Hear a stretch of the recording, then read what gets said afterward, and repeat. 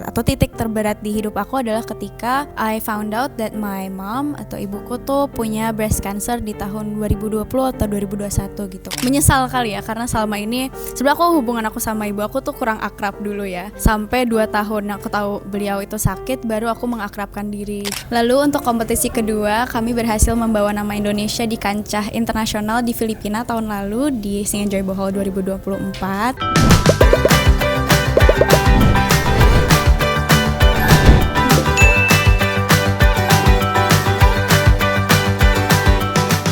Teman-teman seperjuangan quarter life crisis, aku lagi sama Vogel nih. Kalian mau dengerin gak cerita aku dan lika-liku kehidupan 20-an aku yang siapa tahu relate sama kehidupan kalian. Tapi sebelum itu, aku mau ajak kalian kenalan dulu sama Vogel. Vogel adalah sebuah media dan komunitas yang membahas soal lifestyle, beauty, and wellness, karena Vogel adalah teman seperjalanan kalian untuk tampil autentik dan hidup yang bermakna, karena Vogel menyediakan tempat untuk setiap suara, cause Vogel, you matter.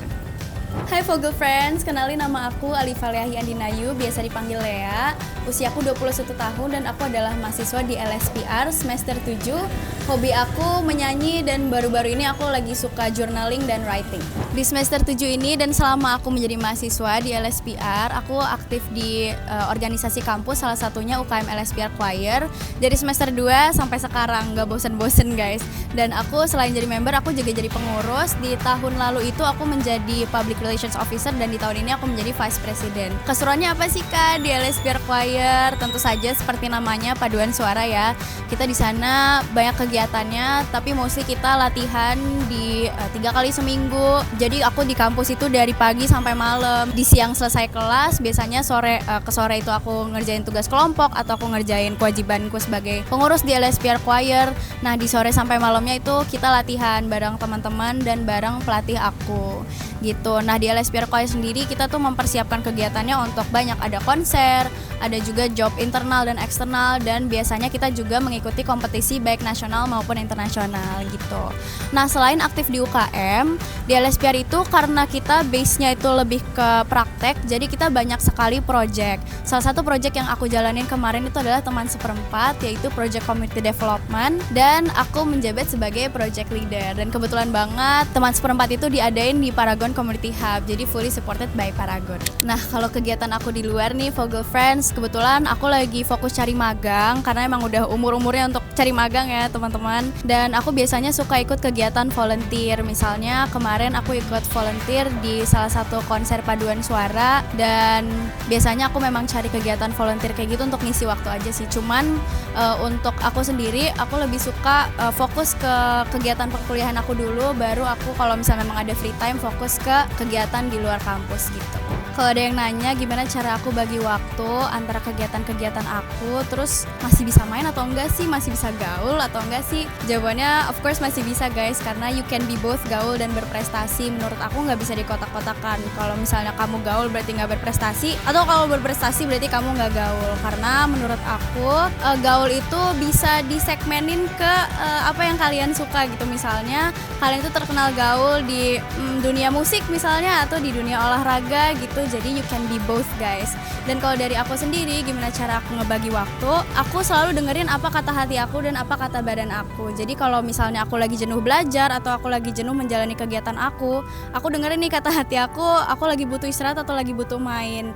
Dan aku ikutin apa kata dia, baru setelah kata hati aku terpenuhi, aku baru bisa bersemangat untuk belajar lagi atau ngejalanin kegiatan aku. Nah gimana nih Kak kalau misalnya kata hatinya maunya main terus? Nah that's when you should know your priority. Jadi kalau aku as simple as aku tahu nih kegiatan aku dan tanggung jawab aku adalah sebagai student. Jadi priority aku adalah untuk bisa memaksimalkan masa studi aku, dan aku nggak boleh banyak-banyak main gitu guys. Kalau misalnya ditanya aku itu sosok yang seperti apa, mungkin aku mau analogiin aku tuh kayak game karakter yang lagi level up kali ya. Jadi banyak kesalahannya, banyak salah strateginya, tapi di setiap kesalahan itu adalah salah satu bagian penting untuk kita bisa level up gitu kalau misal aku mau deskripsi diri aku sendiri. Kalau untuk passion aku sendiri, my passion lies in creativity. Jadi aku suka banget turning ideas into real life experiences. Makanya aku suka banget event coordination, bikin event atau terlibat dalam event-event. Dan aku juga suka banget performing, pokoknya apapun yang melibatkan kreativitas. Gimana cara aku tahu kalau itu passion aku? Sebenarnya itu juga bukan perjalanan yang mudah atau perjalanan yang instan, atau mungkin bahkan bisa aja berubah di kemudian hari. Tapi kalau personally kayak baru ngeh kalau misalnya itu passion aku di beberapa bulan atau beberapa minggu ke belakang bahkan, karena selama aku ngejalanin project aku kemarin yang teman seperempat itu,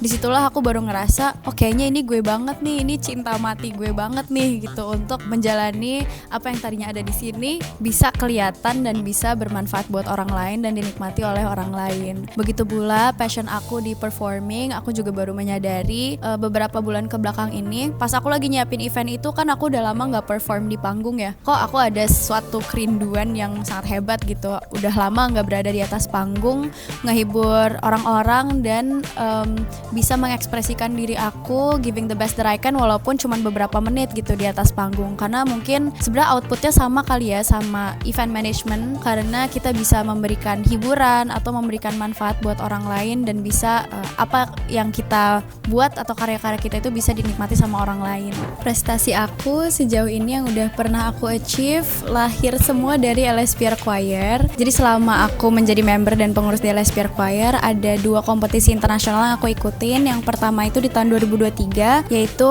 BICF di Bandung dan kita memenangkan 2 award yaitu gold medalist. Lalu untuk kompetisi kedua kami berhasil membawa nama Indonesia di kancah internasional di Filipina tahun lalu di Singajoy Bohol 2024 dan kami menangkan 3 award. Yang pertama adalah winner of champion kategori di mixed youth, kemudian first runner up di kategori folklore dan kita dapat award juga untuk outstanding choreography. Kalau untuk prestasi yang paling berkesan itu yang tahun lalu di mana kami berkesempatan untuk mewakili Indonesia di Filipina kompetisi internasional paduan suara, karena untuk persiapannya itu sangat-sangat melelahkan tentu saja, apalagi dari perspektif aku sebagai pengurus dan juga peserta gitu ya, sebagai salah satu singer juga. Mungkin kedengarannya sepele tapi untuk datang komit latihan setiap hari itu ternyata susah guys, karena pasti ada saatnya dimana kita mager atau misalnya kita capek gitu. Dan menurut aku untuk bisa komit setiap hari datang ke latihan aja itu udah suatu pencapaian yang besar gitu. Apalagi kalau di perspektif pengurus, kita nggak cuma harus ngejaga semangat diri sendiri aja, tapi kita juga harus ngejaga semangat tim supaya semangatnya nggak goyah. Karena yang capek bukan kita doang, ternyata teman-teman di sekitar kita juga, dan ternyata itu ngaruh banget ke persiapan kita sebagai satu kesatuan di paduan suara. Kemudian juga harus nyiapin persiapan secara artistiknya dari segi persiapan lagu, persiapan koreografi, dan juga persiapan satu kesatuan suaranya begitu. Dan kalau dari segi pengurus kita juga ada persiapan administratif ya, misalnya cari duitnya juga kita yang ngurus, terus dari kebutuhan kita di luar negeri itu sudah secured atau belum, dan perjalanan itulah yang membuat prestasi ini sungguh berkesan. Karena kalau misalnya pelatih aku bilang itu kayak perjalanan mencari rasa syukur gitu, karena di dalam perjalanan itu juga banyak berkah atau banyak mukjizat yang terjadi gitu. Selain itu yang paling berkesan juga buat aku selain perjalanannya yang melelahkan tapi berbuah baik adalah gimana kita bisa ngebawa budaya Indonesia ke luar negeri. Karena kan memang di umur-umur sekarang aku juga udah jarang lihat ya teman-teman masih melestarikan budaya Indonesia gitu. Karena di sana kita memakai pakaian tradisional, terus bawa-bawa lagu daerah juga. Jadi itu adalah suatu kebanggaan untuk bisa menampilkan budaya Indonesia di luar negeri. Katanya Gen Z emang suka diremehin ya. Pernah gak sih aku dapat pandangan seperti itu? Of course pernah. Tapi kalau misalnya dari aku sendiri, aku bisa memahami 2 perspektif itu. Yang pertama perspektif kenapa Gen Z suka diremehkan, dan yang kedua kenapa kita harusnya gak diremehin. Karena menurut aku untuk setiap generasi itu memang mereka punya pemahaman masing-masing, termasuk kita, karena kita tumbuh kembang di zaman yang berbeda dengan perkembangan teknologi yang berbeda. Kalau misalnya misalnya ditanya pernah nggak, lumayan sering, cuman aku biasanya nggak menganggap itu sebagai diremehkan, tapi aku selalu mengambil sisi positifnya dari judgmental eksternal, terutama dari generasi-generasi sebelumnya, karena sesungguhnya mereka memang sudah lebih berpengalaman dan banyak hal-hal positif yang bisa kita ambil dari nasihat-nasihat mereka walaupun cara penyampaiannya tidak baik gitu. Nah, untuk dari sisi kitanya, kita jangan langsung down kalau misalnya memang pernah diremehin, tapi just show it through your action aja, show them what we can do. Nanti lama-lama kalau misalnya hasilnya baik pun pasti mereka akan akui kalau apa yang kita lakuin memang positif. Gen Z mah kebanyakan mau apa-apa diambil. Ya emang iya. Namanya juga kita mau mencoba banyak pengalaman ya kan. Nah, biasa kata-kata kayak gitu yang mungkin aku sering dengar gitu ya dari generasi yang lebih tua. Just take it easy, take it slow aja. Memang kita mungkin punya ciri khas masing-masing, tapi ya itu hidup kita yang jalanin. Kalau misalnya hasilnya positif, kenapa enggak? Kalau ngomongin mimpi atau cita-cita udah pasti berubah-berubah, apalagi di umur segini gak sih? Kayak dulu waktu SMA itu aku pengennya jadi psikolog. Terus pernah juga pengen jadi fashion designer. Pengen juga jadi penyanyi yang goes on world tour gitu ya. Bahkan waktu SD cita-citaku itu jadi petugas pom bensin. Tapi kalau sekarang karena aku udah tahu passion aku apa, my dream adalah untuk bisa membuat event besar yang berkesan buat orang-orang dan bisa membawa isu dan perubahan yang positif juga. Mungkin belum tahu bentuk eventnya seperti apa, dan mungkin nyambung juga ke mimpi aku yang paling dekat, yaitu karena kemarin aku baru aja bikin project teman seperempat. My closest dream adalah untuk menjadikan teman seperempat itu platform yang jauh lebih sustainable. Jadi nggak cuman berhenti di project kelas aja, tapi aku mau lanjutin sebagai platform yang bisa dinikmatin sama teman-teman usia 20-an termasuk aku. Jadi mungkin berobat berjalan gitu ya istilahnya. Terus untuk mimpi gila ya, ini mungkin agak nggak relevan sama jurusan aku atau nggak relevan sama apa yang dari tadi aku obrolin sama kalian, tapi salah satu mimpi gila yang pengen banget aku capai adalah aku pengen jadi streamer game. Karena aku suka main game dan aku pengen banget punya platform streaming dan bisa di-enjoy sama orang-orang, dan mungkin gak seterkenal Widah Basudara, tapi aku ya enjoy melakukan itu. 10 tahun kemudian berarti aku usia 31 ya, berarti udah tante-tante tuh ya. Aku masih pengen jadi sosok yang asik dan playful tapi tetap wise dan mindful, dan aku pengen untuk di dunia karir ya, aku mau orang-orang cari aku untuk passion aku. For now belum berubah, mungkin 10 tahun lagi udah berubah, tapi aku mau orang-orang cari aku kalau misalnya mereka emang punya kebutuhan di event management atau di performing, they can search for my name, dan semoga aku bisa membantu mereka. 3 hal yang bisa bikin aku bahagia setiap hari. Yang pertama itu bisa ngobrol sama teman-teman dekat aku, terus bisa istirahat yang cukup, itu udah seneng banget ya kan, apalagi sebagai mahasiswa ya. Terus yang ketiga adalah bisa nonton film. Aku suka banget nonton film. Kayaknya psikologi deh. Jadi film apa ya? Ini yang udah ada kan ya? Agak lain mungkin. Konseptor. Wow. Event. Kerja dulu. Anak korporat yang nge-stream gak boleh kan? Anak korporat dulu deh. Produktif.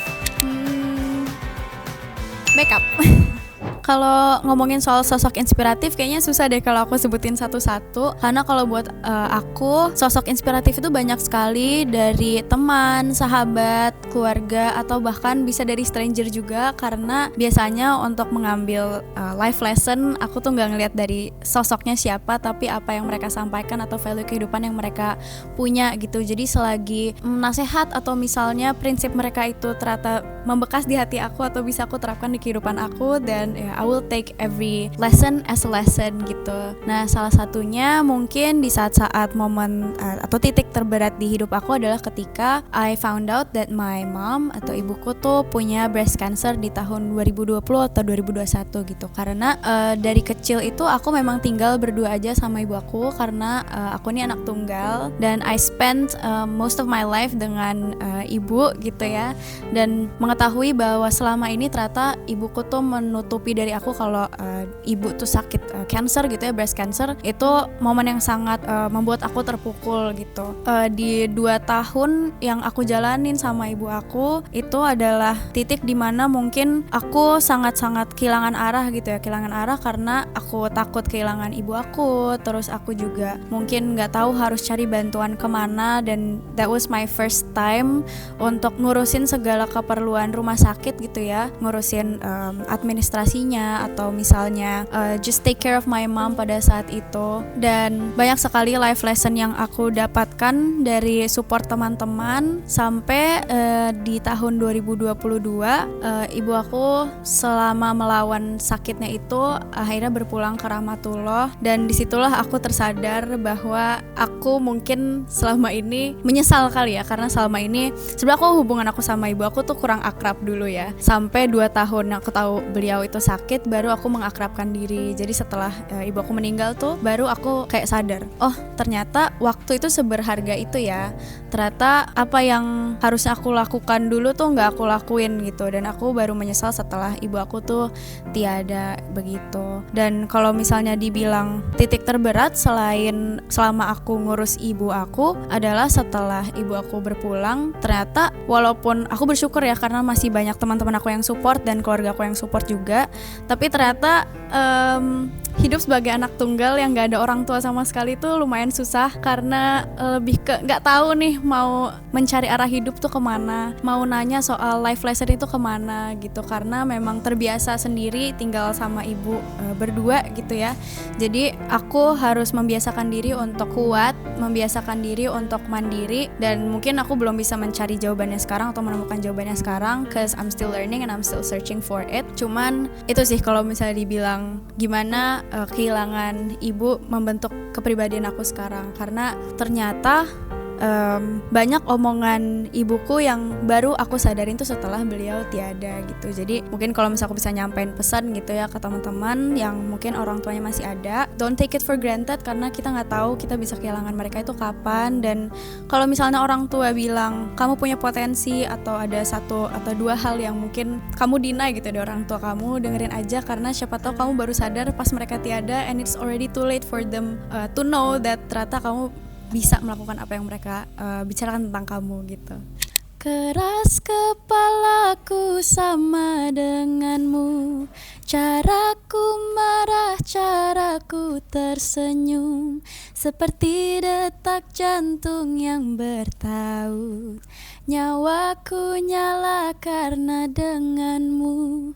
Aku masih ada sampai di sini, melihatmu kuat setengah mati, seperti detak jantung yang bertaut, nyawaku nyala karena denganmu. Pesan buat Vogel Friends yang mungkin lagi ada di fase yang sama kayak aku atau pernah merasakan hal yang sama kayak aku, dari aku adalah be authentic and be confident. Berani keluar dari kebiasaan-kebiasaan yang nge-drag you down, keluar dari zona nyaman, dan percaya aja kalau misalnya ada orang-orang lain yang melihat potensi di diri kamu. You might not believe it now, tapi apa yang orang lihat dari kamu itu benar-benar apa yang what they truly see. Jadi percaya aja, dan kalau kamu udah believe in yourself, pelan-pelan kamu bisa melangkah maju towards your dreams and make it happen. That's all cerita tentang kehidupan aku yang masih belajar untuk menavigasi kehidupan ini juga. Semoga Vogel Friends bisa menarik sisi positif dari cerita aku dan insya Allah bisa menginspirasi teman-teman semua. Thank you so much untuk Vogel udah memberikan aku kesempatan untuk bercerita di sesi Vogel Real Talk ini. Jujur jadi jauh lebih lega, dan semoga di tahun-tahun ke depan di mana aku sudah lebih dewasa, aku bisa rewatch episode ini dan aku bisa look back dan belajar dari apa yang aku sampaikan hari ini untuk Vogel Friends sekalian. Bye bye. Wow, apa nih? Oh my god, so cute.